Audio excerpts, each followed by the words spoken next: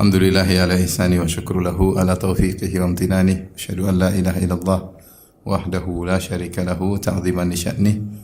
Wa asyhadu anna Muhammadan abduhu wa rasuluhu da'ila ridwani. Allahumma salli alaihi wa ala alihi wa ashabihi wa ikhwani.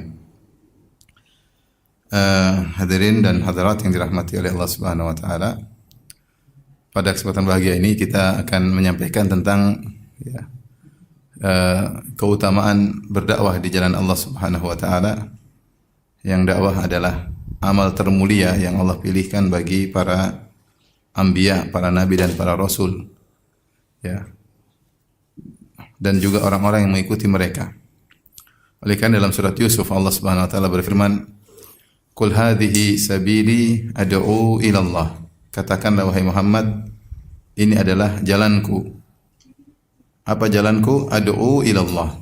Aku menyeru kepada Allah. Sebagian ahli tafsir seperti At-Tabari mengatakan ai ila tauhid, yaitu aku menyeru kepada tauhid. Ad'u ila Allah. Ala basiratin, di atas ilmu. Aku menyeru berdakwah di jalan Allah di atas ilmu, di atas basirah. Ana wa man ittaba'ani, aku dan orang-orang mengikutiku. Fa subhanallah wa ma ana minal musyrikin. Maha suci Allah dan bukanlah aku termasuk dari orang-orang yang musyrik. Di sini ayat ini menjelaskan bahwasanya Rasulullah disuruh untuk memproklamirkan hal ini di hadapan orang-orang bahwasanya ini adalah jalanku, yaitu jalan Nabi sallallahu alaihi wasallam menyeru kepada tauhid di atas ilmu. Bukan cuma jalanku saja, bukan cuma jalan Nabi sallallahu alaihi wasallam. Ana wa man ittaba'ani, aku dan juga orang-orang yang mengikutiku. Mereka juga di atas jalan yang sama, sama-sama menyuruh kepada tauhid. Oleh karenanya pengikut Nabi yang sesungguhnya adalah ikut berdakwah bersama Rasulullah sallallahu alaihi wasallam. Dan demikianlah ternyata menyuruh kepada tauhid bukan saja dakwah Nabi Muhammad sallallahu alaihi wasallam, tetapi dakwah seluruh para nabi. Allah Subhanahu wa taala berfirman, wa laqad ba'atsna fi kulli ummatin rasulan an i'budullaha wajtanibut taghut. Sungguh kami telah mengutus pada setiap umat seorang rasul, yang rasul tersebut menyeru an i'budullah, sembahlah Allah semata, wajtanibut taghut, dan jauhilah taghut. Allah juga berfirman, wa ma arsalna min qablika min rasulin illa nuha ilaihi annahu la ilaha illa ana fa'budun. Dan tidaklah kami utus sebelum engkau seorang rasul, yaitu para rasul diutus sebelum engkau, kecuali setiap rasul tersebut kami wahyukan kepadanya annahu la ilaha illa ana, tidak ada yang berhak disembah kecuali Allah, kecuali aku, fa'budun, maka beribadalah kepadaku.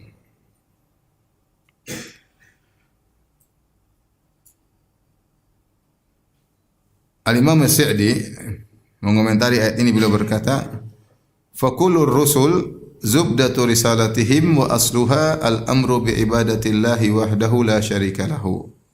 Seluruh rasul, maka intisari risalah mereka dan pokok dari risalah mereka, itu tugas mereka, apa yang mereka sampaikan, intisarinya adalah al-amru bi ibadatillahi wahdahu la syarikalah. Perintah untuk beribadah kepada Allah semata, tidak ada sekutu baginya. Wa bayanu annahu al-ilahul haqq al-ma'bud, dan untuk menjelaskan bahwasanya Allah adalah sesembahan yang benar yang berhak disembah. Wa anna ibadata ma siwahu batilah, dan peribadatan kepada selain Allah adalah peribadatan yang batil. Nah, ini saya kasih mukaddimah bahwasanya inilah kerjaan para nabi dan rasul, semuanya berdakwah menyuruh kepada Allah Subhanahu wa taala, menyuruh kepada tauhid. Makanya para nabi dan rasul dari Nabi Adam sampai Nabi Muhammad SAW, syariatnya mungkin berbeda-beda. Syariatnya berbeda-beda. Fikihnya berbeda-beda. Ada yang sama, ada yang beda. Tetapi semua sepakat bahwasanya sama-sama menyuruh kepada tauhid. Dan ini telah disebutkan oleh Nabi SAW dalam hadisnya. Dia berkata, "Nahnu ma'syarul anbiya abna'un lil allat." Kami seluruh para nabi adalah abna'un allat. Abna'ul allat itu maknanya seperti satu bapak lain ibu. Kami anak-anak seperti bersaudara dengan ibu berbeda-beda tapi satu bapak. Ya, ini. Maksudnya apa? maksudnya ditafsirkan satu bapak, maksudnya sama-sama menyuruh kepada tauhid meskipun fikihnya berbeda-beda. Meskipun fikihnya berbeda-beda. Makanya fikih yang ada di zaman Nabi Musa ya berbeda dengan fikih yang ada di zaman Nabi Isa, karena Nabi Isa datang untuk merubah sebagian Taurat. Sebagaimana Allah berfirman, Nabi Isa berkata, "Wa li uhilla lakum ba'dalladzi hurrima 'alaikum." Dan aku datang untuk menghalalkan sebagian perkara yang diharamkan bagi kalian. Di zaman Nabi Musa alaihissalam ada perbedaan. Demikian juga datang Nabi Muhammad SAW merubah banyak syariat Nabi-Nabi sebelumnya. Tetapi meskipun syariat mereka berbeda-beda sesuai dengan situasi dan kondisi masing-masing umat, tetapi sama-sama menyuruh kepada tauhid. Sama-sama menyuruh kepada tauhid. Ya, tadi likullin ja'alna minkum syir'atan wa minhaja. Kata Allah, masing-masing kami jadikan syariat dan minhaj. Jadi syariatnya berbeda, fikihnya berbeda, yaitu ada perbedaan, tetapi sama-sama menyuruh kepada tauhid. Oleh karenanya, kalau seorang berjalan di atas dakwah kepada tauhid, ya, maka dia sedang berjalan di atas dakwah para nabi. Dia sedang sibuk dengan kesibukan yang digeluti oleh para nabi. Dan tidak mungkin Allah Subhanahu wa taala menyibukkan para nabi kecuali dengan kegiatan yang terbaik bagi mereka, kecuali dengan amal soleh yang terbaik bagi mereka. Allah pilihkan amal soleh yang terbaik adalah berdakwah di jalan Allah Subhanahu wa taala. Dan itu yang dipahami oleh para sahabat. Maka para sahabat semuanya berdakwah di jalan Allah Subhanahu wa taala dengan kemampuan mereka masing-masing. Kerjaan mereka bisa berbeda-beda ya, tetapi semuanya memikul beban dakwah. Berdakwah di jalan Allah Subhanahu wa taala. Mereka menyampaikan hadis-hadis Nabi, mereka menyampaikan ayat-ayat Allah Subhanahu wa taala karena mereka tahu bahwasanya berada dalam rel dakwah berarti berada menjadi pengikut setia Nabi Muhammad sallallahu alaihi wasallam. Maka ini adalah poin pertama yang membuat kita termotivasi untuk menyeru kepada tauhid, untuk berdakwah adalah pengikut sejati Nabi Muhammad sallallahu alaihi wasallam adalah orang-orang yang juga mengemban beban dakwah. Allah berfirman tadi di awal ayat, "Qul hadhihi sabili ad'u ila Allah ala basiratin ana wa man ittaba'ani." Katakanlah wahai Muhammad, ini adalah jalanku, aku menyuruh kepada Allah di atas ilmu, aku dan para pengikutku. Berarti yang menyuruh kepada tauhid, yang berdakwah adalah benar-benar pengikut Rasulullah sallallahu alaihi wasallam. Dan tentunya konteks berdakwah ini bukan semua berarti jadi pembicara ya. Tentunya masing-masing menjalankan apa yang dia mampu, bisa jadi sebagai pembicara, bisa jadi sebagai panitia, bisa jadi sebagai donatur, bisa jadi, intinya semua sama-sama memikul beban dakwah. Semua memikul beban dakwah ya. Karena dakwah ini perlu kerjasama, perlu ta'awun ya. Dan di antara bentuk kerjasama yang terbaik adalah kerjasama dalam mengemban risalah Nabi Muhammad sallallahu alaihi wasallam. Kerjasama dalam berdakwah. Allah berfirman, "Wa ta'awanu 'alal birri wat taqwa." Saling tolong-menolong kalian dalam albir, kebajikan dan ketakwaan. Di antara tolong-menolong terbaik adalah tolong-menolong dalam berdakwah.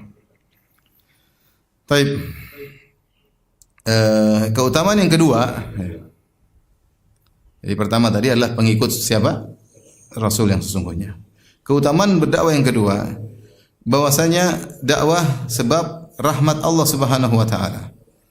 Allah berfirman dalam surat At-Taubah ayat 71, "Wal mu'minuna wal mu'minatu ba'dhuhum awliya'u ba'd." Sungguhnya kaum mukminin dan kaum mukminat adalah saling tolong-menolong, wali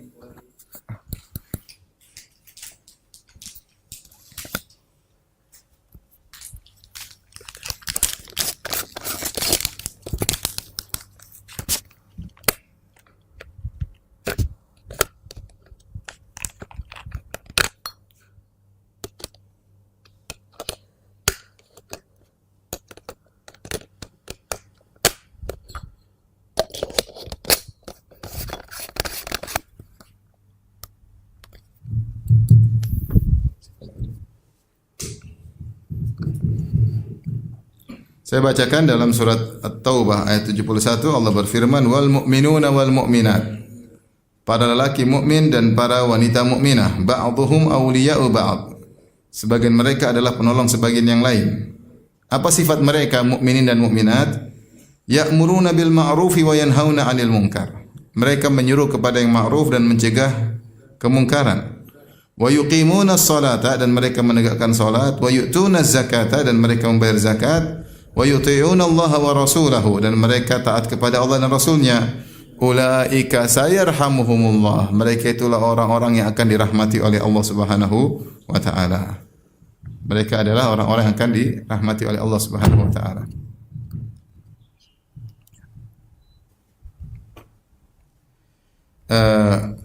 Lihatlah di sini Allah sebutkan tentang sifat-sifat kaum mukminin kaum mukminat. Dan sifat yang pertama Allah sebutkan adalah ya'muruna bil ma'ruf wa yanhauna 'anil munkar, yaitu mereka beramar ma'ruf. Dan amar ma'ruf itulah hakikat daripada dakwah. Apa isi dakwah? Dakwah beramar ma'ruf dan bernahi apa? Bernahi munkar. Jika mereka menegakkan amar ma'ruf nahi munkar, maka Allah sayarhamuhumullah, Allah akan merahmati mereka. Jadi semakin kita sibuk memikirkan umat, memikirkan dakwah, ingin agar orang-orang mengenal hidayah, ingin agar orang terjauhkan dari kesesatan, terjauhkan dari kemungkaran, maka rahmat Allah terus turun mengenai kita ya. Maka sejauh mana kita bergelut dalam dakwah, maka sejauh itu pula kita akan dirahmati, itu disayangi oleh Allah Subhanahu wa taala.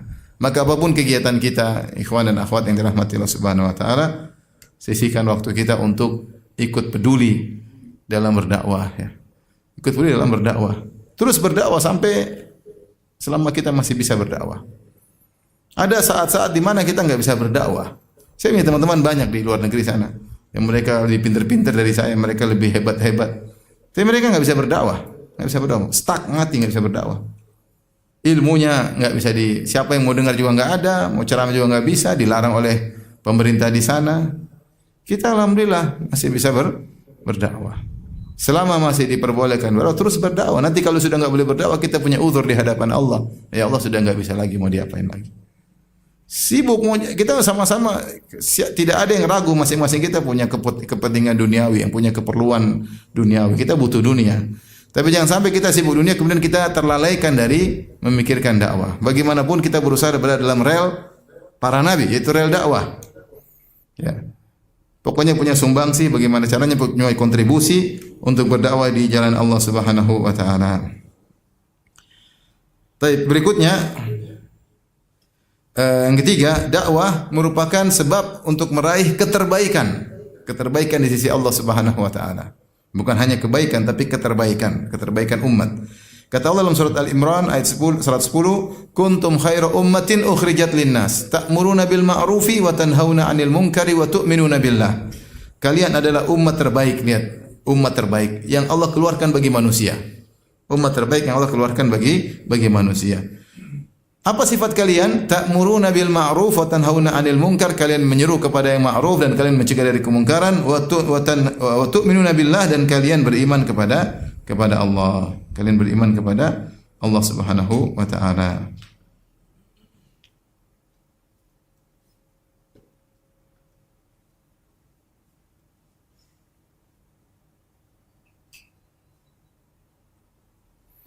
Maka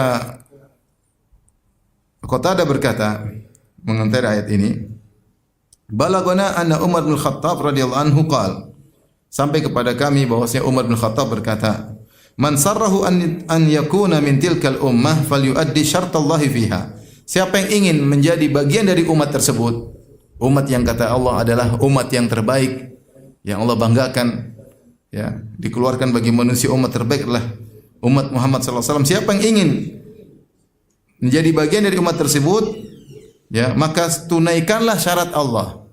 Allah tadi kasih syarat. Syarat apa jadi umat terbaik?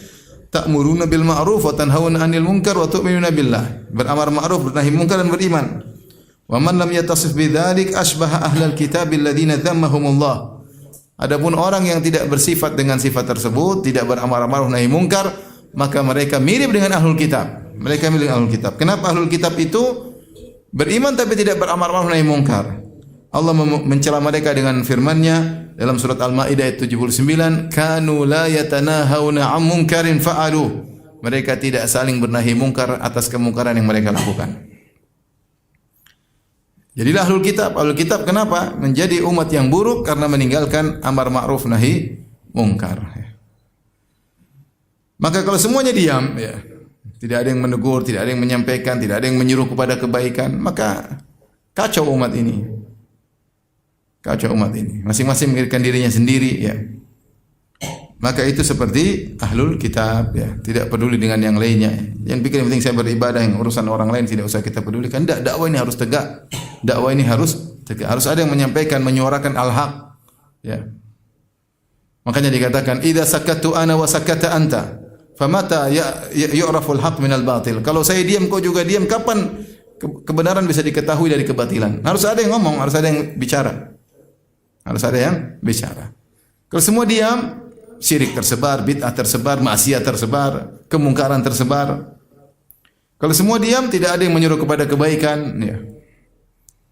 Maka itulah sifat-sifat orang-orang Bani Israel. Sampai akhirnya syariat mereka terlupakan. Saya renungkan firman Allah ketika Allah memuji tentang para nabi, kemudian kata Allah, "Fa khalafa min ba'dihim khalfun adha'us salata wa taba'us syahawat. Fasawfa yalqawna ghayya." Maka muncullah generasi setelah mereka, generasi yang menyia-nyiakan salat, yang menghilangkan salat, melupakan salat. Wa taba'us syahwat, dan mengikuti syahwat. Sekarang coba lihat ahlul kitab, tidak ada yang salat. Padahal syariat Nabi Musa dan syariat Nabi Isa ada salat. Ada salat. Tidak tahu ya Yahudi masih ada salat ya. Tapi kalau Nasara enggak ada salat. Kenapa? Karena mungkin tidak ada yang beramar nahi mungkar, akhirnya hilang syariat tersebut apa? Hilang. Maka kita ini kalau diberi kesempatan ya bisa berdakwah. Kalau semuanya pekewo enggak enak, enggak ada amar ma'ruf nahi mungkar. Justru kita karena sayang kepada umat harus ada yang bicara, harus menyampaikan agar kita meraih al-khairiyah, keterbaikan di sisi Allah Subhanahu wa taala. Allah sebutkan dalam kisah surat Yasin, ya. Wa jaa min aqsal madinati rajulun yas'a qala ya qaumi ittabi'ul mursalin ittabi'u man la yas'alukum ajran wa hum muhtadun. Ketika para nabi diancam untuk dibunuh oleh umatnya, datang orang dari jauh, dari ujung kota datang semangat mengingatkan umatnya. Dia mengatakan, "Ya qaumi ittabi'ul mursalin, wahai kaumku ikutilah para nabi.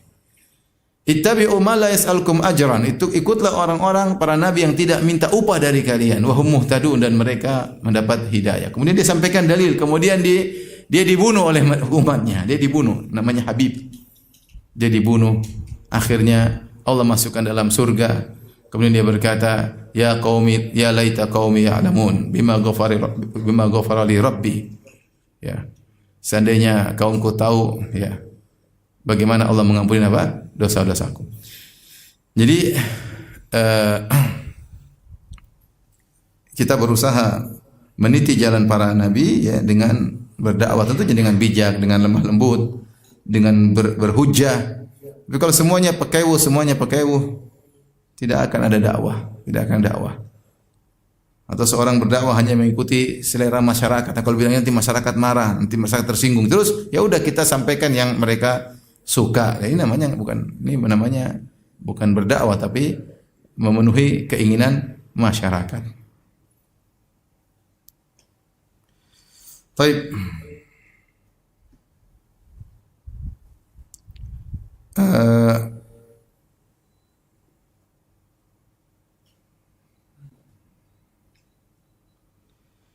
Di antara keutamaan dakwah, bahwasanya dakwah adalah sebab meraih al-falah. Al-falah itu keberuntungan. Allah berfirman dalam surat Al-Imran 104, "Wal takum minkum ummatun yad'una ilal khairi wa ya'muruna bil ma'rufi wa yanhauna 'anil munkar wa ulaika humul muflihun." Hendaknya ada sebagian dari kalian umat yang menyeru kepada kebaikan dan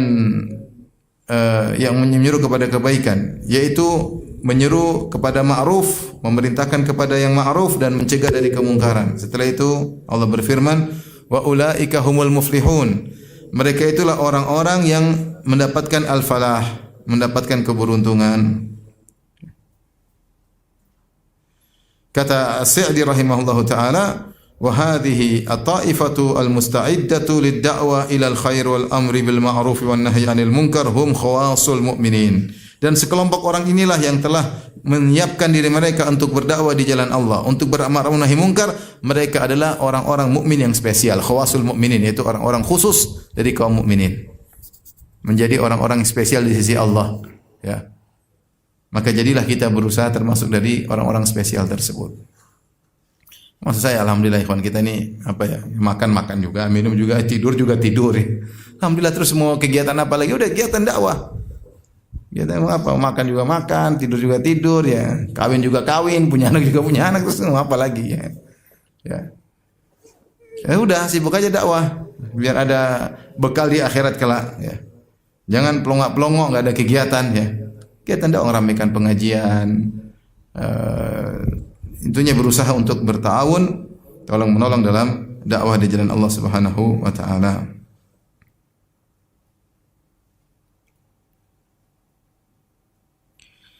Baik, yang berikutnya yang berapa?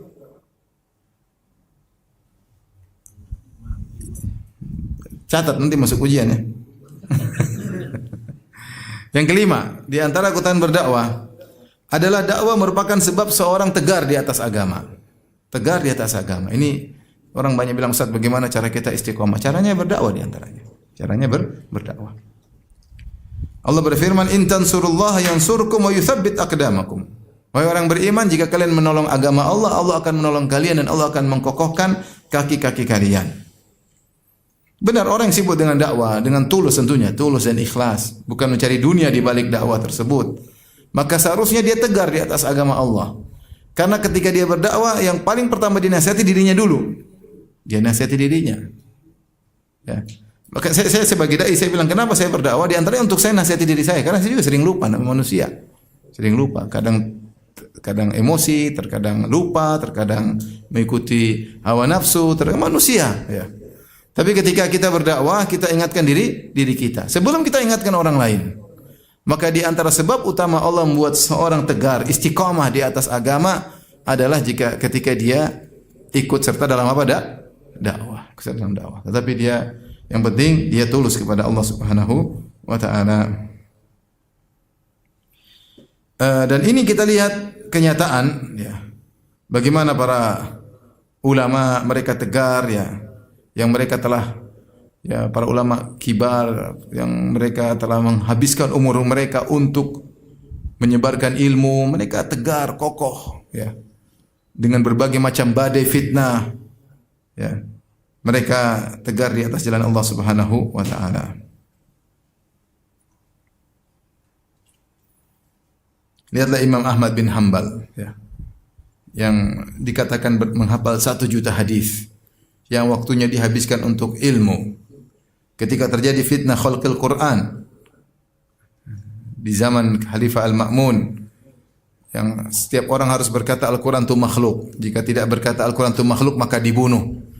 Banyak ya orang-orang yang mengambil keringanan, akhirnya mengucapkan rukhsah, menganggap terpaksa, sehingga ikut-ikutan mengatakan Al-Quran itu makhluk jika tidak dibunuh.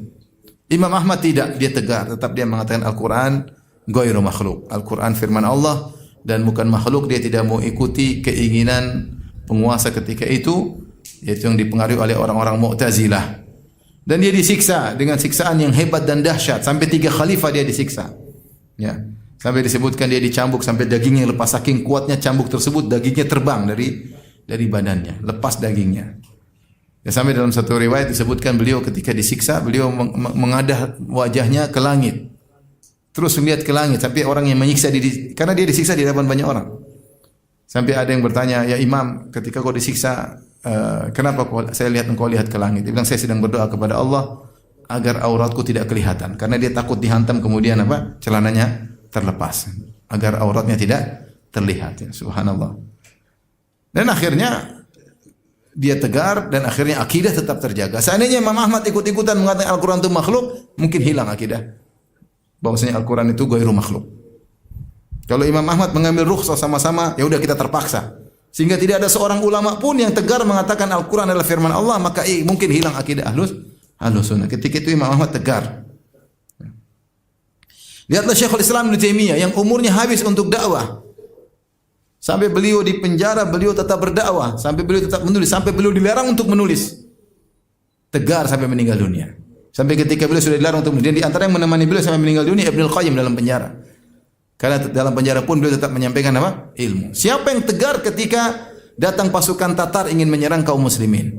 Siapa yang datang kepada para penguasa untuk menegarkan mereka bahwasanya kita bakalan menang? Ibnu Taimiyah. Dia bilang kita akan menang, insyaallah. Tahqiqan la ta'liqan. Kita akan menang pasti, bukan ragu, tapi pasti akan Allah berikan kemenangan. Dan akhirnya mereka berhasil mengusir apa? Tatar. Ibnu Taimiyah rahimahullahu taala. Dan beliau tidak peduli dengan perkataan manusia. Beliau tetap menulis, membantah. Kalau kita baca tulisan Ibnu Taimiyah, hampir semua isinya apa? Bantahan. Falasifah Yunani dia bantah, Yahudi dia bantah, Nasara dia bantah dalam kitabnya Al-Jawabus Sahih 6 jilid dia bantah Nasara. Syiah dia bantah dalam kitab Minhajus Sunnah Nabawiyah 9 jilid dia bantah. Mutakallimin dia bantah dalam berbagai macam buku. Banyak dia bantah. Ta'arudul aql wan naql kalau enggak salah 11 jilid dia bantah. Bantah. Sufiyah dia bantah. Dia bantah semua. Selain fatwa-fatwa tentang fikih, tentang tafsir, luar biasa. Beliau meninggal bagaimana? Beliau meninggal di akhir hayat baca Al-Quran. Hatamkan Al-Quran entah sekian puluh kali. Sampai terakhir pada ayat Innal muttaqina fi jannati wa nahar fi maq'adi sidqin inda malikin muqtadir. Kemudian beliau meninggal. Akhir dari surat Al-Qamar. Beliau itu ayat terakhir beliau baca kemudian beliau meninggal dunia. Ketika dikebumikan jenazah terbanyak seorang alim, jenazah terbanyak yang menghadiri jenazah adalah jenazahnya siapa? Ibnu Taimiyah. Padahal ketika itu banyak fuqaha yang tidak suka dengan dia. Tapi yang paling banyak menghadiri jenazah, jadi hadir di jenazah siapa? Ibnu Taimiyah ya. Sampai para ulama mengatakan Imam Ahmad ketika itu dimuliakan oleh penguasa. Ibnu Taimiyah tidak. Meskipun tidak dimuliakan oleh penguasa, meskipun penasihat-penasihat raja membenci Ibnu Taimiyah, tetap yang menghadiri jenazah dia yang terbanyak. Allah muliakan beliau rahimahullahu taala. Tentunya beliau tidak langsung punya kekurangan-kekurangan, tapi secara global beliau orang yang tegar sampai di akhir apa? Akhir hayat. Di antaranya apa? Berdakwah karena Allah Subhanahu wa taala. Meskipun orang-orang marah, bukankah di antara kemuliaan dalam hadis kata Rasulullah sallallahu man iltamasa ridallah bi sakhatin nas radhiyallahu anhu ardan nas anhu. Siapa yang mencari keridhaan Allah dengan kemarahan manusia, Allah akan ridha kepadanya. Dan Allah akan buat manusia ridha kepadanya. Bukan sebaliknya, mencari keridhaan manusia dengan kemurkaan apa? Allah. Gara-gara mempertahankan followers, gara-gara mempertahankan viewers, akhirnya main-main dengan syariat Allah. Ya. Demi untuk menjaga ya kedudukan di hati manusia.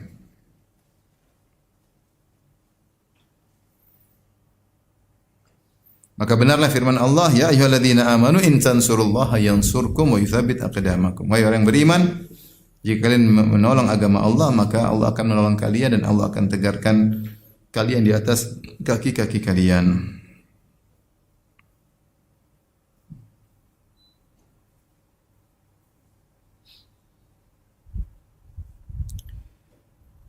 Baik, di antara keutamaan dakwah bahwasanya dakwah adalah amalan yang terbaik. Amalan yang terbaik. Allah berfirman dalam surat Fussilat ayat 33, "Wa man ahsanu qawlan mimman da'a ila Allah wa 'amila salihan wa qala innani minal muslimin." Dan siapakah perkataan yang terindah daripada orang yang menyeru di jalan Allah dan beramal saleh? Tapi perkataan siapa yang terindah? Perkataan orang yang sedang berdakwah. Kenapa terindah? Karena dia mengingatkan manusia kepada Allah Subhanahu wa taala. Dia mengingatkan manusia kepada hari akhirat. Dia menghalangi manusia dari mengikuti hawa nafsu mereka. Mungkin dia orang paling dibenci. Kenapa orang paling dibenci? Karena dia menghalangi manusia dari syahwat mereka. Ini enggak boleh, ini enggak boleh, ini enggak boleh, ini enggak boleh. Ini yang benar, ini sebab kebahagiaan, inilah menuju surga. Sementara manusia pembicaraan mereka kebanyakannya adalah mengingatkan manusia kepada dunia, menghiasi keindahan dunia, membuat orang lupa dari akhirat, membuat orang tidak suka dengan syariat. Datang orang ini menyuruh kepada jalan Allah Subhanahu wa taala. Maka jadilah perkataan dia perkataan yang terbaik. Kenapa? Seluruh perkataan dia untuk menggagungkan Allah. Seluruh perkataan dia untuk mengingatkan manusia kepada hari akhirat. pada hari akhirat. Tentu semampunya ikhwan, semampunya. Ya, yang mendengar banyak alhamdulillah, yang mendengar sedikit semampunya. Kita kalau baca sirah, saya sering sampaikan ya. Nabi Isa alaihissalam dulu muridnya berapa? Dia hidup di zaman kekuasaan Romawi. Dia tidak ngotak-ngatik penguasa ketika itu. Dia nyampaikan aja tauhid, akhlak, tauhid, akhlak. Sampai akhirnya orang Yahudi jengkel, akhirnya lapor kepada Romawi untuk menangkap siapa? Nabi Isa. Tapi lihat apa isi dakwanya, tauhid, akhlak, tauhid, akhlak. Dia tidak sedang motivasi masyarakat untuk menggulingkan penguasa ketika itu, tidak sama sekali. Apa yang disampaikan? Tauhid dan akhlak. Nabi Isa alaihissalam. Bahkan tidak saja Nabi Musa alaihissalam. Nabi Musa dia datang ke Firaun ngapain? Dia bilang Firaun gantian. Kau jadi rakyat, saya jadi penguasa, enggak kan? Apa yang dia sampaikan kepada Firaun agar bertakwa kepada Allah. Bahwasanya di sana ada Tuhan yang berhak disembah, itu Allah Subhanahu wa taala. Dan itu kesibukan dakwah Nabi Musa alaihissalam. Maka mau saya kita berdakwah semampu kita ya. Semampu kita. Kalau tidak bisa mampu dakwah sampai kepada penguasa yang semampu kita, kepada tetangga, tidak mampu kepada anak-anak, semampu kita. Ya. Dakwah semampu kita. Dan itulah perkataan yang terbaik. Makanya Allah berfirman, "Ma ahsanu qaulan mimman da'a ila Allah." Dan perkataan siapa yang lebih baik daripada orang yang menyeru kepada jalan Allah Subhanahu wa taala. Sibuk dalam dakwah.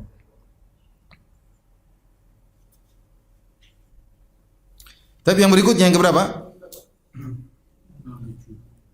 Ada khilaf, ada yang bilang yang ketujuh. Hah? Yang ketujuh. Benar ya? Yang ketujuh. Dakwah adalah sebab keselamatan dari kerugian. Manusia ini diliputi oleh kerugian. Allah sebut dalam surat Al-Asr, "Wal asri innal insana lafi khusrin." Allah mengatakan, ketahuilah demi masa, ketahuilah sungguhnya innal insana. Al-insan ini ada alif lam lil istighraq atau lil jins, sungguhnya seluruh manusia. Kalau kita artikan secara bahasa Indonesia, sungguhnya seluruh manusia lafi khusrin, dalam kerugian. Allah tidak mengatakan la khasir. Kalau la khasir artinya sungguh manusia itu merugi. Tapi Allah mengatakan lafi, dalam kerugian. Artinya dia seperti sedang tenggelam dalam kerugian. Kerugian meliputi dia dari kanan dan kiri, depan, belakang, atas, bawah. Dia diliputi oleh kerugian. Allah tidak mengatakan sungguhnya manusia merugi. Tapi Allah mengatakan sungguhnya seluruh manusia dalam apa? Kerugian. Kecuali siapa? Kecuali yang memenuhi 4 syarat. Illal ladzina amanu wa amilus solihat wa tawassaw bil haqq wa tawassaw bis sabr. Baru dia keluar dari kerugian. Kecuali orang beriman. Beriman saja sudah cukup, belum cukup. Ladzina amanu wa amilus solihat, harus dengan beramal saleh. Apakah sudah cukup beriman beramal saleh? Belum cukup. Harus lagi wa tawassaw bil haqq, harus saling berwasiat dalam kebenaran, belum cukup. Wa tawassaw bis sabr, harus saling berwasiat, saling mengingatkan dalam kesabaran. Maka siapa yang berdakwah berarti dia sudah tawasi bil haq wa tawasi bis sabar. Maka dia telah keluar dari kerugian. Maka salah satu cara agar seorang keluar dari kerugian adalah dengan masuk dalam rel dakwah.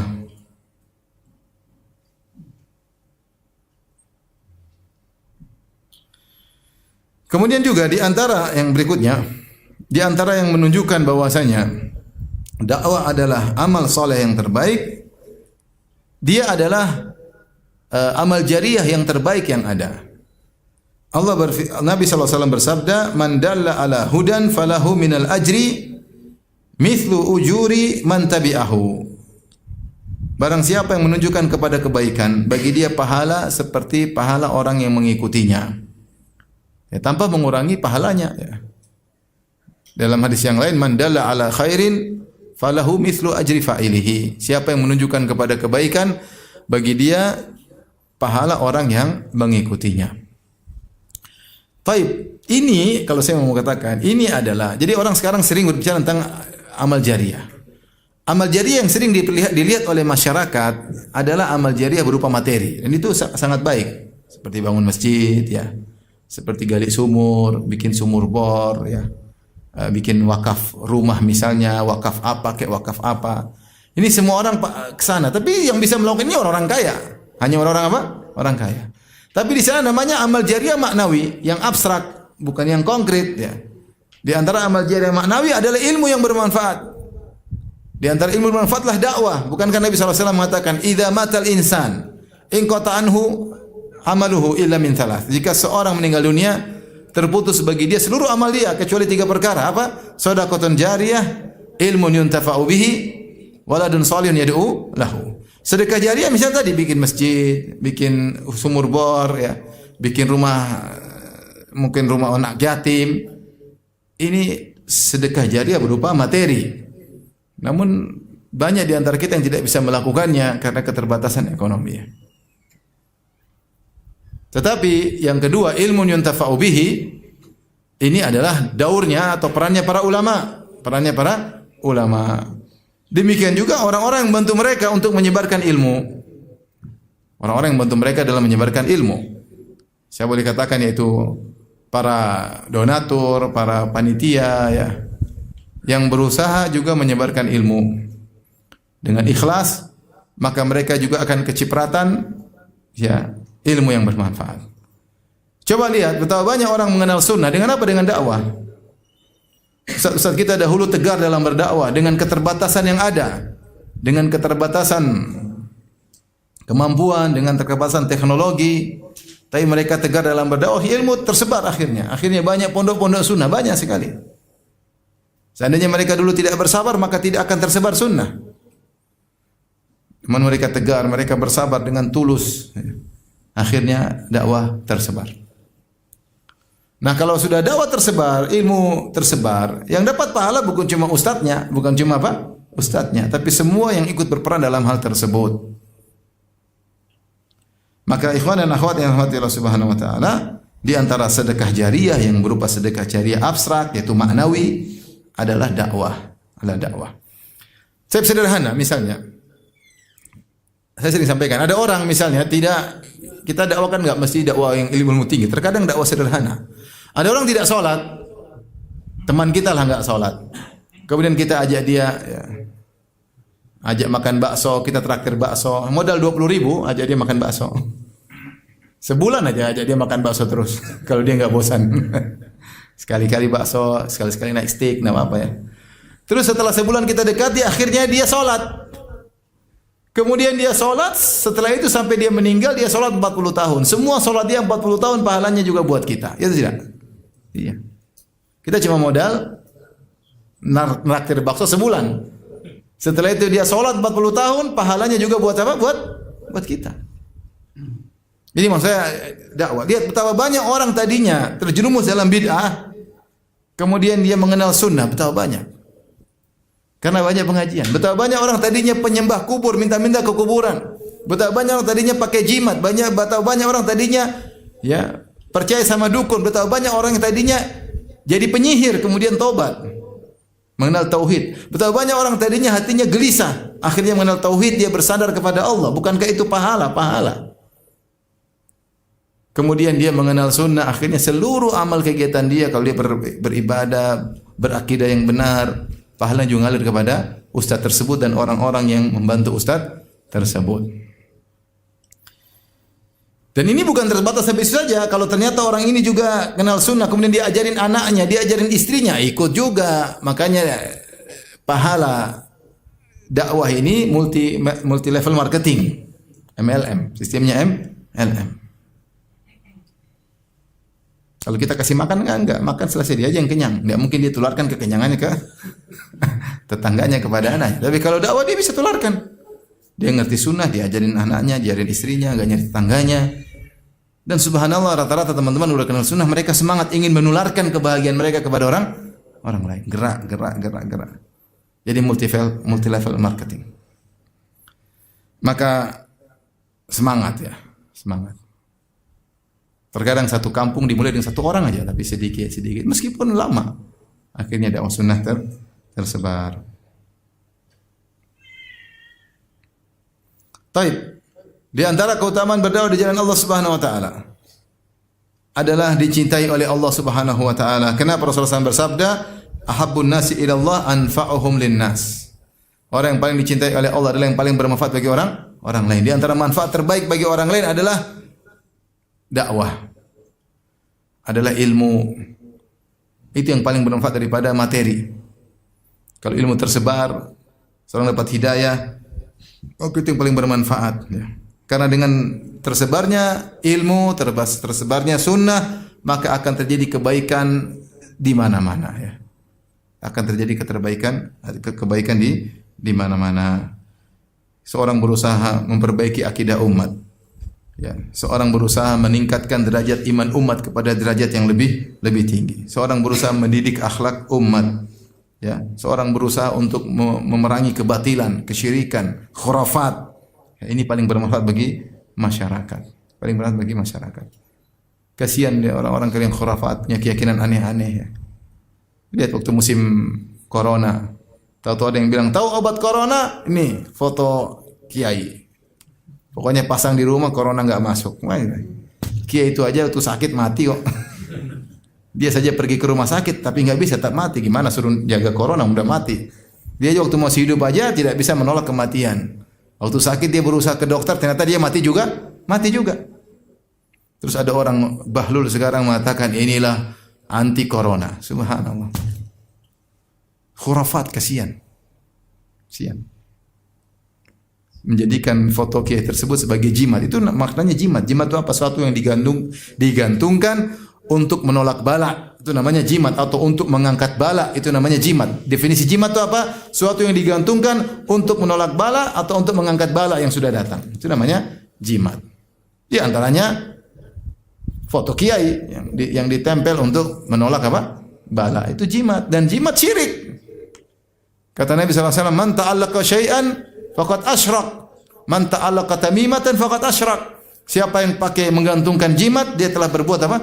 Syirik. Dan kita kira syirik itu dosa main-main, dosa besar. Sampai ketika Rasulullah SAW melihat ada seorang memakai tali di tangannya, Rasulullah SAW mengatakan, "Ma hadhihi?" Apa ini? Kenapa kau pakai tali di tangan? Kata dia, "Minal wahinah." Karena saya sedang sakit atau untuk menolak penyakit lemah tubuh. Kata Rasulullah SAW, "Inzi'ha." Cabut itu tali. Fa innaka law mitta wa hiya 'alaik ma aflahta abadan. Kalau kau meninggal sementara jimat tersebut masih ada di tanganmu, kau tidak akan beruntung selama-lamanya. Kata orang, apa urusan mau jimat mau apa? Enggak, kalau Islam serius tentang masalah akidah. Sampai Rasulullah SAW di zaman Nabi, Rasulullah SAW mengutus seorang untuk memutuskan seluruh senar-senar atau tali-tali yang dipasang di onta-onta sebagai jimat. Karena jimat dipasang di manusia, jimat dipasang di hewan, jimat dipasang di mobil. Ya. Khurafat banyak ya. Ada mobil aja kalau mau dilepaskan harus injak telur. Ada mobil begitu. Taruh telur 4. Kalau telurnya enggak pecah 4 sekalian, wah ini kayaknya musibah. Macam-macam khurafat. Dan masih banyak khurafat tersebut. Masih banyak atau sudah tidak ada? Masih banyak kan? Masih banyak. Maka di antara hal yang paling bermanfaat adalah mengembalikan umat Islam kepada akidah yang benar, memurnikan akidah mereka, menghilangkan mereka dari khurafat, dari syirik. Ini yang paling bermanfaat bagi mereka. Orang yang menyibukkan diri untuk membersihkan umat dari akidah-akidah yang batil, dia telah memberikan manfaat yang terbaik bagi umat dan dia dicintai oleh Allah Subhanahu wa taala. Dan dia telah berbuat ihsan kepada masyarakat, dan Allah telah berfirman, "Wa ahsinu innallaha yuhibbul muhsinin." Berbuat baiklah, niscaya Allah akan mencintai orang-orang yang ihsan.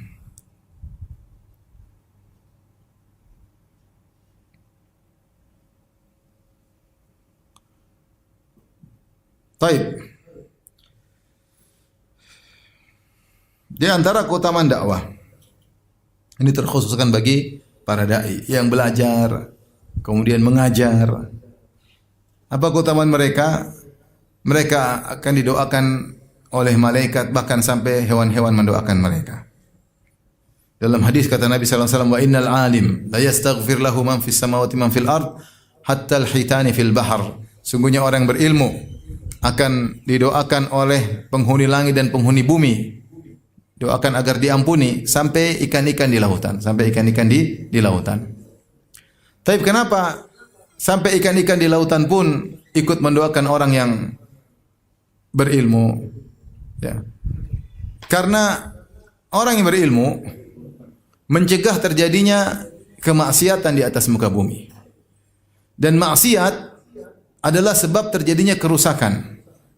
Makanya Allah berfirman, "La tufsidu fil ardi ba'da islahiha." Janganlah kalian melakukan kerusakan setelah perbaikannya. Itu setelah para rasul datang mendakwahi, mengadakan perbaikan, menghilangkan kemaksiatan dari manusia, kau melakukan kerusakan dengan menumbuhkan lagi kemaksiatan. Orang-orang munafik yang Allah sebut dalam Al-Qur'an, "Wa idza qila lahum la tufsidu fil ardi." Ketika dikatakan kepada mereka, jangan kalian melakukan kerusakan di atas muka bumi. Maksudnya apa? Jangan bikin maksiat. Jangan bikin apa? Maksiat. Bukan kerusakan secara fisik. Bukan kerusakan secara fisik. Kerusakan ini dimaksud dalam Al-Quran, la tufsidu fil ardi, jangan bikin kerusakan, maksudnya jangan bikin apa? Maksiat. Namun dikatakan kerusakan karena maksiat ini adalah sebab datangnya kerusakan fisik. Datangnya kerusakan apa? Fisik. Allah berfirman, "Dhaharal fasadu fil barri wal bahri bima kasabat aydin nas liyudhiqahum ba'dhal ladzi amilu." Telah nampak kerusakan di daratan, di lautan, kerusakan fisik. Akibat ulah perbuatan manusia, maksudnya akibat maksiat yang mereka lakukan. Jadi maksiat adalah kerusakan. Maksiat adalah kerusakan. Yang kerusakan abstrak tersebut menyebabkan terjadinya kerusakan fisik. Nah, para ulama yang mereka berdakwah, mereka menghalangi masyarakat dari berbuat maksiat. Sehingga dengan dakwah mereka, mereka mencegah terjadinya kerusakan fisik. Dan itu diketahui oleh ikan-ikan di lautan. Makanya kenapa ikan-ikan mendoakan ampunan bagi orang-orang yang berilmu, para ulama. Karena mereka tahu ilmu yang disebarkan oleh para ulama, mereka juga merasakan dampaknya. Karena kalau sudah terjadi kerusakan, ikan-ikan juga kena rusak. Orang melakukan kerusakan, terkadang tidak memperhatikan kelestarian alam. Yang penting dapat duit, yang penting ya. Dampaknya hewan-hewan juga mendapatkan apa? Dampak. Maka orang yang berilmu bukan cuma didoakan oleh para malaikat, bahkan ikan-ikan di lautan juga mendoakan ampunan baginya. Karena ilmu mencegah terjadinya kerusakan maksiat yang juga berdampak menghilangkan kerusakan secara fisik.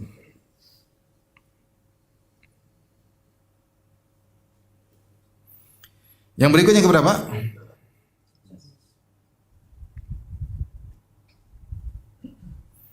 Siapa yang berdakwah atau ikut serta dalam dakwah, maka dia akan mendapatkan bagian dari doa Nabi sallallahu alaihi wasallam. Apa doa Nabi sallallahu alaihi wasallam? Naddarallahu ra'an sami'a minna haditsan fahafidhahu hatta yuballighahu ghairahu. Semoga Allah memberi cahaya bagi atau memberi kebahagiaan bagi seorang yang mendengar dari kami satu hadis, kemudian dia hafalkan, kemudian dia sampaikan kepada orang lain. Ya.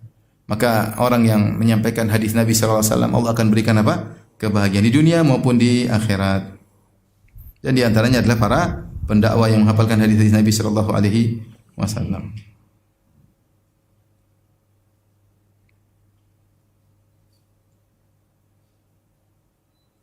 Yang berikutnya yang keberapa? Berapa? Berapa? 12. Ada khilaf enggak? 12 benar? Yang berikutnya, dakwah adalah sebab penjagaan syariat. Syariat ini bagaimana cara menjaganya? Dengan berdakwah. Kalau tidak didakwakan, syariat akan hilang. Syariat akan hilang. Sekarang orang banyak anti syariat. KTP-nya Islam tapi tidak suka dengan apa? Syariat. Tidak suka orang pakai jilbab, tidak suka hukum waris, tidak suka. Banyak hukum-hukum mereka tidak suka. Mereka tidak suka. Apalagi muncul orang-orang liberal yang mereka mengatakan syariat yang dibawa oleh Nabi Muhammad SAW hanya cocok untuk 1400 tahun yang lalu, sekarang sudah expire, tidak relevan lagi. Maka kita harus berijtihad membuat hukum-hukum baru yang cocok dengan zaman kita. Itu perkataan orang liberal, ya. Sebagaimana yang saya bantah dalam disertasi saya. Mereka semua ngomong seperti itu. Sehingga kalau kita bilang ini hadisnya gini-gini, bahwasanya wanita harus begini-begini, itu zaman dulu, sekarang enggak perlu. Dulu Rasulullah bilang jilbab harus gini-gini, itu zaman dulu. Sekarang nama jilbab itu pakaian kesopanan. Pakaian kesopanan tergantung situasi dan kondisi. Kalau di kantor namanya pakaian kesopanan itu rambut terbuka, betis kelihatan. Itu namanya pakaian apa? Itulah jilbab modern di kantor. Terus kalau olahraga, ya kesopanannya beda lagi. Baju seksi ketat-ketat, lari pagi, itu namanya pakaian kesopanan untuk orang yang sedang olahraga. Terus pakaian kesopanan kalau di pantai, ya pakai bikini, itu namanya jilbab modern. Mereka ngaco. Sehingga mereka rubah-rubah syariat. Dan mereka terang-terangan mengatakan demikian. Dan mereka punya syubhat yang banyak. Nah, bagaimana kita menjaga syariat agar orang tahu tentang hukum ini, hukum anu, hukum ini? Ya dengan dakwah. Tentang tauhid, tentang bahaya syirik, tentang sunnah, agar bid'ah tidak berkembang. Kalau tidak ada yang menyebarkan sunnah, bid'ah di mana-mana. Coba sekarang saya bicara tentang masalah kuburan. Apa sunnahnya? Sunnahnya kuburan tidak boleh ditinggikan. Paling tinggi, paling tidak cuma satu jengkal. Tidak boleh disemen misalnya. Tidak boleh dikasih lampu. Tidak boleh sholat ke arah kuburan. Tidak boleh sholat di kuburan. Tidak boleh bangun masjid di atas kuburan. Sekarang ketika orang tidak menyebarkan hal ini, kebalik. Kuburan ditinggikan. Dikasih semen. Dikasih tinggi. Dikasih lampu. Dipajang foto walinya. Ya. Kasih dupa-dupa. Dibikin bangunan seperti masjid. Dibikin kubah. Orang yang datang harus sholat tahiyatul kuburan. Nanti kalau antum bicara sunnah, Wahabi. Antum jelaskan ini, Wahabi. Padahal semua hadis Nabi. Buat apa Rasulullah SAW di akhir hayatnya berkata, La'natullah alal Yahudi wan Nasara, ittakhadhu qubur anbiya masajida. Allah melaknat Yahudi dan Nasrani. Mereka menjadikan kuburan-kuburan Nabi mereka sebagai masjid. Ini Nabi ucapkan menjelang wafat. Berulang-ulang. Ada 3 hari atau 5 hari sebelum wafat. Ketika mau wafat dia ulangi lagi. Apakah Nabi mengucapkan itu hanya main-main, seakan-akan tidak mungkin terjadi? Bukankah ketika Nabi mengucapkan demikian karena dia khawatir dan sudah pernah terjadi pada umat terdahulu, jangan sampai terjadi pada umatnya. Datang orang sekarang seakan-akan kekhawatiran Nabi itu hanya omong kosong Nabi. Enggak ada itu namanya bikin masjid es kuburan. Tapi Nabi ngomong itu dalam kondisi mau meninggal, khawatir. Dan ini sudah pernah terjadi pada umat-umat apa sebelumnya. Sekarang mau bebas. Datang kuburan, orang satu solat sini, satu hadap sini, sujud arah kuburan. Rasulullah bilang jangan solat ke arah kuburan, dia sujud ke kuburan. Rasulullah bilang jangan tinggikan kuburan, dia bikin kubah di atas kuburan, bikin masjid besar, kuburan seperti masjid mewah, megah. Rasulullah bilang jangan bikin lampu di kuburan, dia pasang lampu dengan lampu warna-warni bahkan di kuburan. Hadis Nabi itu mau dikemanakan? Kalau tidak ada yang dakwah, hilang semuanya. Kalau tidak ada, coba dulu ketika tidak ada yang berdakwah. Saya contoh sederhana. Dulu tidak ada yang tahu riba itu haram, enggak ada yang tahu. Saya ketemu dengan kawan, dia udah ngaji sekarang. Dia kerja di instansi ribawi, dia tidak tahu sampai dia pensiun, dia tidak tahu riba itu haram. Dia bilang saya sering panggil ustadz untuk ceramah, namun tidak seorang pun yang ceramah tentang riba itu apa? Haram. Tidak ada. Sekarang saya sudah lulus, sudah pensiun, baru saya terlibat itu haram. Dan kapan ketika sebagian ustadz kita dakwah secara masif tentang riba itu haram, baru orang banyak tahu.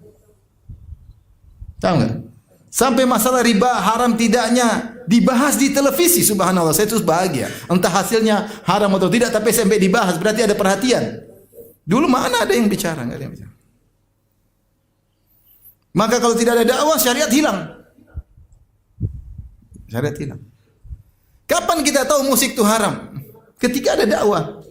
Saya pertama kali dengan musik haram juga ini Ustaz benar nggak ini? Kayak aneh. Kok musik bisa haram? Apa bisa hidup tanpa musik? Tapi ternyata haram. Ternyata 4 mazhab bilang apa? Haram. Ternyata mazhab Syafi'i mengatakan haram. Termasuk kencang dalam pengharaman musik. Tapi kalau nggak ada yang dakwah, hilang. Oleh karenanya, di antara fungsi dakwah adalah menjaga syariat. Coba lihat kalau ada daerah atau negeri yang tidak ada dakwah di situ. Kesyirikan merajalela, bid'ah merajalela, wanita-wanita membuka aurat, semua kerusakan terjadi karena nggak ada yang bahas. Nggak ada yang bahas. Antum kalau ada dakwah berjalan, mau bahas fikih mazhab manapun, yang penting dibahas di masjid, tetap orang akan mengganggukan syariat. Orang takut. Tapi ketika tidak dibahas sama sekali, orang bebas melakukan apa saja. Mereka nggak ngerti. Maka dengan adanya dakwah, syariat terjaga. Tapi di antara keutamaan dakwah, dakwah adalah untuk mencegah kerusakan, pemikiran-pemikiran yang rusak, akidah-akidah yang rusak. Ini kelanjutan dari yang sebelumnya.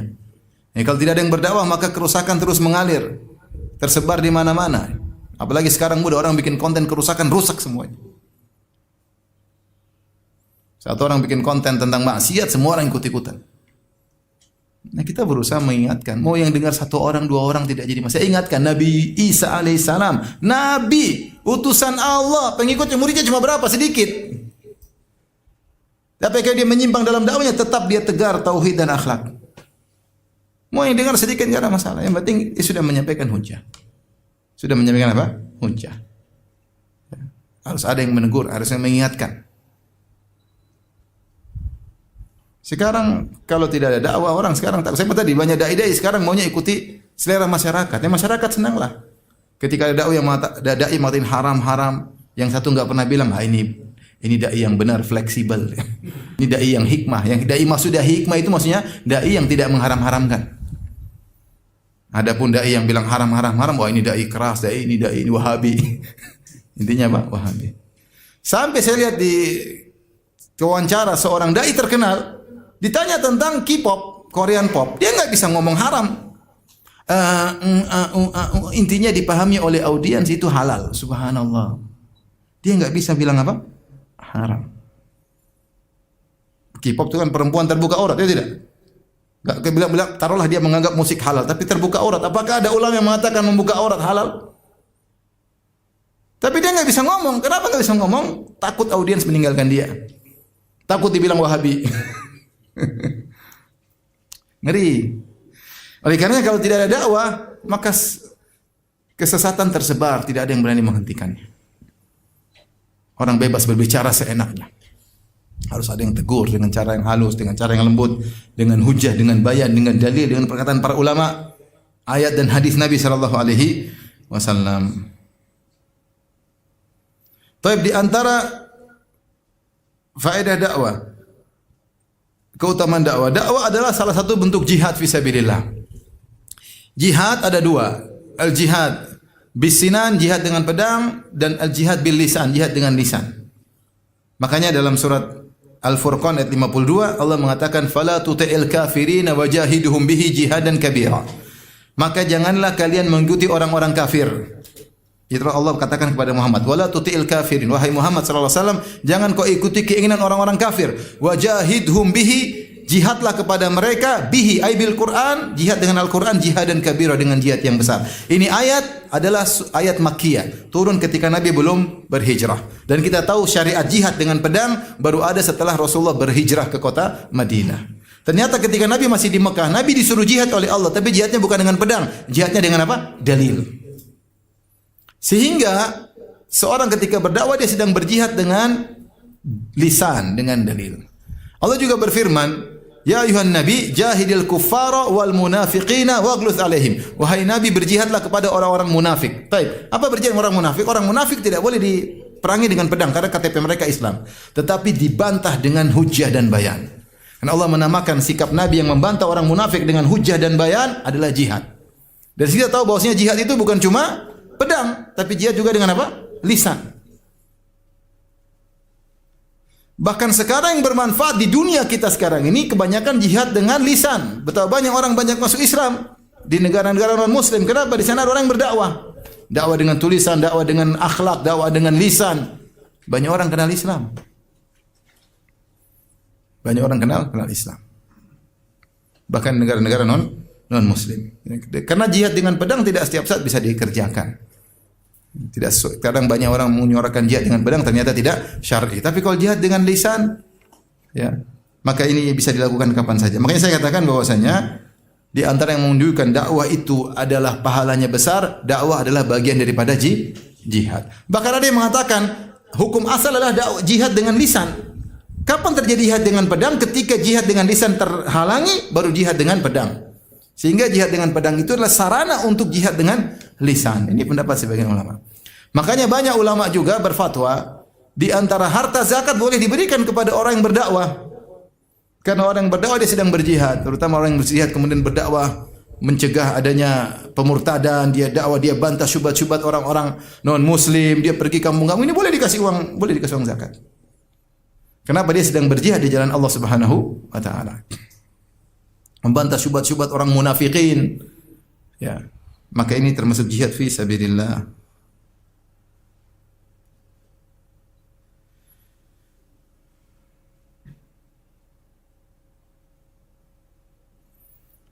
Tapi di antara keutamaan dakwah adalah sebab untuk lapangnya dada. Orang kalau berdakwah insya Allah dadanya lapang. Kalau dia ikhlas kepada Allah. Kenapa? Karena dia mau menebarkan kebahagiaan kepada masyarakat. Orang yang mengenal sunnah itu tenang, hidup tentram. Orang yang menjalankan syariat itu orang tentram dan tenang. Ketika dia menjadi sebab kebahagiaan orang lain, dia juga akan mendapatkan kebahagiaan dari Allah Subhanahu wa taala. Kemudian yang terakhir ingin sampaikan bahwasanya dakwah adalah sebab tersebarnya keamanan. Karena dengan adanya dakwah maka mencegah adanya misalnya mabuk-mabukan, misalnya narkoba, mencegah adanya korupsi. Karena itu semua dakwah dengan iman. Kalau tidak ada iman dipaksa saja tetap aja orang kecolongan. Tapi kalau dengan iman tersebar sih itu akan berhenti. Ya. Mencegah adanya pemikiran takfiri, dakwah yang benar. Timbul orang sudah suka takfiri kemudian membunuh sesama kaum muslimin ya. Dengan dakwah yang benar itu semua terhalangi. Makanya dakwah yang benar adalah sebab terciptanya keamanan. Sebab terciptanya keamanan. Mengakui bagaimana darah seorang mukmin itu sangat bernilai di sisi Allah Subhanahu wa taala. Tidak mudah-mudah terprovokasi bunuh tuh. Sekarang darah seakan-akan rasanya murah. Terutama kalau ada fitnah, darah seorang mukmin sangat murah, mudah ditumpahkan tanpa pertanggungjawaban. Tapi kalau dengan dakwah yang benar maka itu semua akan terjaga dengan izin Allah Subhanahu wa taala. Ini semua ikhwan dan akhwat yang dirahmati Allah Subhanahu wa taala. Sebagian kecil daripada keutamaan berdakwah. Tapi ini semua tidak diraih kecuali kalau seorang berdakwah karena Allah Subhanahu wa taala. Kita tahu sama-sama belajar bahwasanya amal soleh sebesar apapun kalau tidak ikhlas tidak ada faedahnya. Kalau tidak ikhlas tidak ada faedahnya. Bahkan terkadang amal yang riya bukan cuma nol bahkan menyebabkan minus. Itu menyebabkan dia berdosa, Maka di antara amal soleh yang juga rentan untuk riya dan untuk duniawi adalah dakwah. Seorang ingin terkenal dengan dakwah, seorang ingin menjadi pusat perhatian dengan dakwah, seorang mencari dunia dengan dakwah, ini mungkin terjadi, sangat mungkin terjadi. Maka saya ingatkan kepada ikhwan dan akhwat, para panitia, bersihkan hati kita dari hal itu semua ya. Jangan kita menjadikan dakwah sarana untuk duniawi, untuk kita ngetop, untuk kita terkenal, untuk numpang tenar. Percuma itu niat-niat percuma, menjadikan amal soleh kita nol, tidak ada nilainya.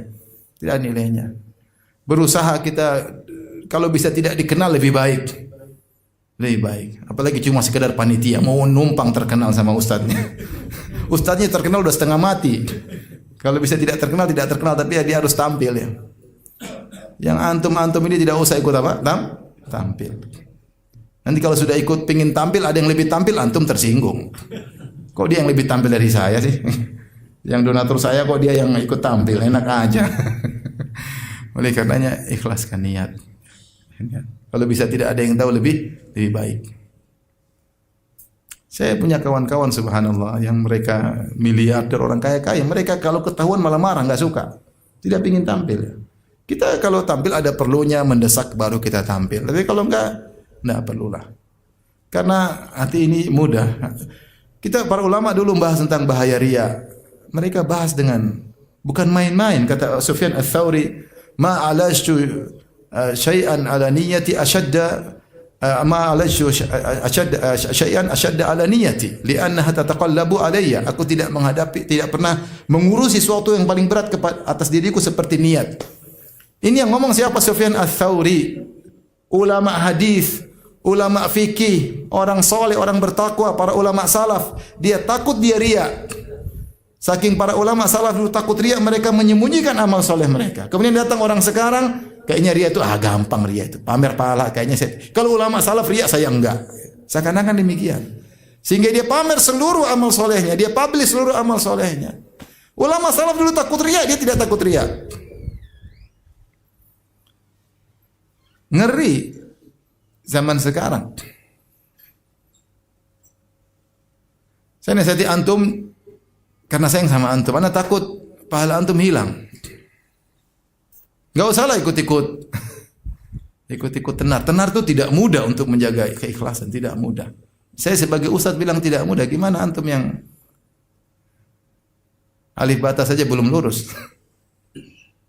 tahsin aja nggak bisa, bahasa Arab tidak bisa. Berat. Oleh karenanya ini adalah amal soleh yang luar biasa, dakwah. Tidak usahlah antum coreng dengan ingin tenar, ingin terkenal, ingin tampil. Sayang. Dan tidak terasa antum terbawa dengan seperti itu. Akhirnya kalau sudah begitu jadi kecanduan, ingin selalu tampil. Candu. Saya bilang kecanduan ada dua. Candu ingin tidak terlihat dengan candu ingin tampil. Dua-duanya kecanduan. Kalau para salaf dulu kecanduan tidak ingin dilihat. Hati-hati jangan sampai atau kecanduan ingin apa? Tampil. Sehingga ingin memuaskan keinginan audiens. Audiens ingin tahu, saya bikin apa sih hari ini? Konten lagi. Jadi candu. Hati-hati. Dakwah ini amal soleh yang sangat luar biasa. Dan kalau dakwah sudah begitu, nanti tidak berkah buat audiens. Karena antum panitianya modelnya begitu, lihat hasil nanti kayak apa. Rapuh. Audiens jadi rapuh. Kenapa? Panitianya, ustadznya modelnya seperti itu. Seperti kita-kita ini. Waliyadzubillah. Maka ini adalah amal soleh yang mulia. Dakwah tetap dijaga dengan marwahnya. Hidup cuma sekali, jangan spekulasi. Demikian, wallahu ta'ala alam bisawab. Apa yang bisa saya sampaikan, semoga bermanfaat. Semoga Allah beri berkah dan hidayah kepada kita semua. Amin ya rabbal alamin. Demikianlah. Wabillahi taufiq wal hidayah. Assalamualaikum warahmatullahi wabarakatuh.